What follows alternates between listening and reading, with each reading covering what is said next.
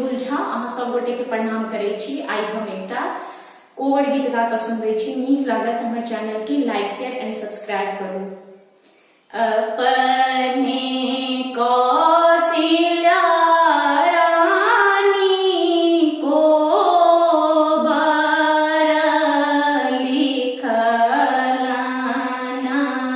लिखी